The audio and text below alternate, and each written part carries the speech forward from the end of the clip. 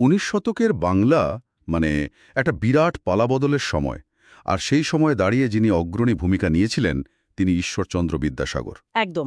বিবিসির সেই জরিপে অষ্টম শ্রেষ্ঠ বাঙালি, এটা তো এমনি এমনি হয়নি। ঠিক, একদিকে যেমন খুব অল্প বয়সে মাত্র ১৯এই পাচ্ছেন বিদ্যাসাগর উপাধি, অন্যদিকে দানের জন্য পরিচিত হচ্ছেন দয়ার সাগর নামে। দুটো দিকই কিন্তু খুব গুরুত্বপূর্ণ। হ্যাঁ, তো সূত্রগুলো থেকে পাওয়া তথ্য ব্যবহার করে আজ আমরা তার জীবন আর কাজের গভীরে একটু ডুব দেব। আসুন শুরু করা যাক। বেশ, তার জন্ম তো আমরা জানি ১৮২০ সালের ২৬শে সেপ্টেম্বর মেদিনীপুরের বীরসিংহ গ্রামে।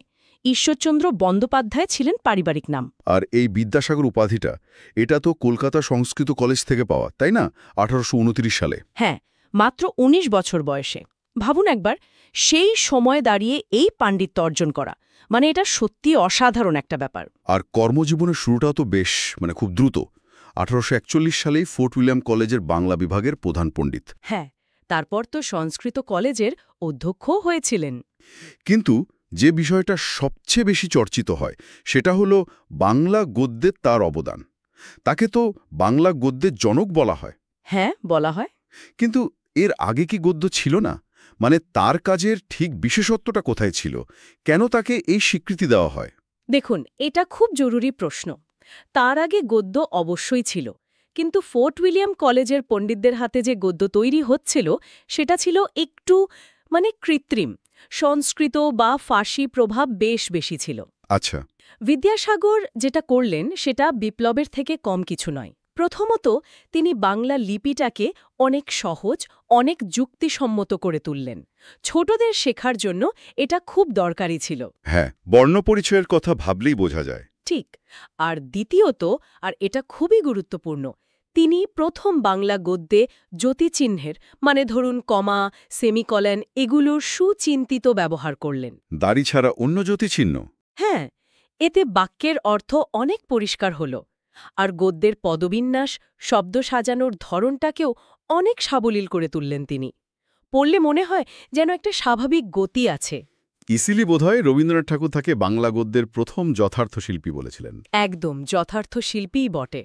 তার লেখার দিকে তাকালে সাহিত্যকর্মগুলোর দিকে মনে হয় দুটো প্রধান ধারা ছিল। একদিকে অনুবাদ, যেমন শকুন্তলা, বা ধরুন শেক্সপিয়ারের নাটক থেকে ভ্রান্তিবিলাস। হ্যাঁ, কালিদাসের অভিজ্ঞান শকুন্তলম বা শেক্সপিয়ারের কমেডি অফ এরার্স, এগুলোর মাধ্যমে তিনি গদ্যকে আরও সুন্দর, আরও পরিণত করে তুলছিলেন।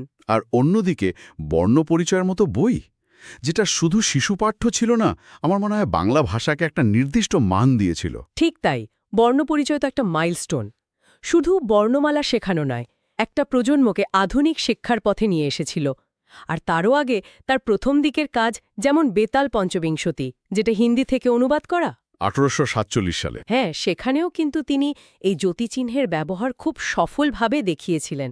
তবে শুধু অনুবাদ নয়, তার মৌলিক লেখাও ছিল, যেমন ধরুন প্রভাবতী সম্ভাষণ।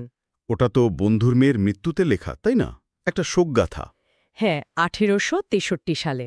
আর অবশ্যই উল্লেখ করতে হবে আত্মচরিতের কথা, সম্ভবত বাংলা গদ্যে লেখা প্রথম সার্থক আত্মজীবনী।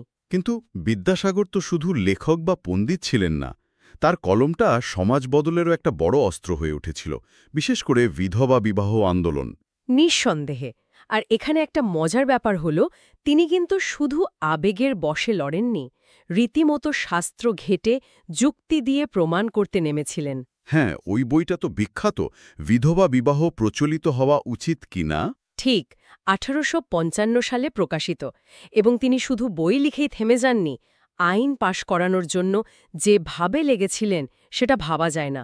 তার একার চেষ্টাতেই তো ১৮৫৬ সালে ২৬শে জুলাই আইনটা পাশ হল। ভাবলে অবাক লাগে, সেই সময়ের সমাজের প্রবল বিরোধিতা সামলে শুধু আইন পাশ করানো নয়, নিজে দাঁড়িয়ে থেকে প্রথম বিধবা বিবাহের আয়োজন করছেন।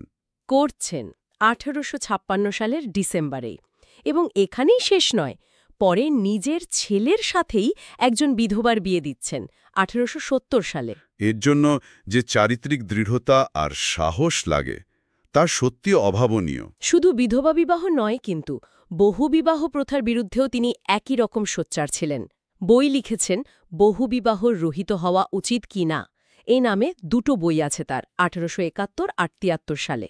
সমাজের প্রতি এই দায়বদ্ধতার পাশাপাশি তার যে আরেকটা পরিচয়, দয়ার সাগর, সেটাও তো খুব গুরুত্বপূর্ণ। অবশ্যই তার মানসিক দিকটা।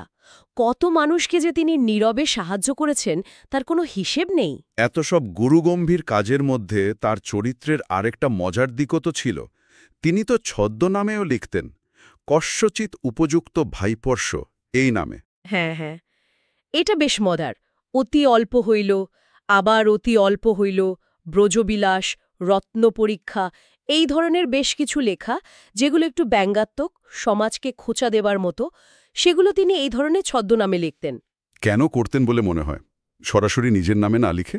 হয়তো সমসাময়িক কিছু বিতর্ক এড়াতে চাইতেন, বা হয়তো একটু তির্যকভাবে কথাটা বলতে চাইতেন, অথবা নিছকই তার রসবোধের প্রকাশ। এটা একটা প্রশ্ন অবশ্যই, যে মূলধারার কাজের পাশাপাশি এই ধারার প্রয়োজন তিনি কেন অনুভব করেছিলেন।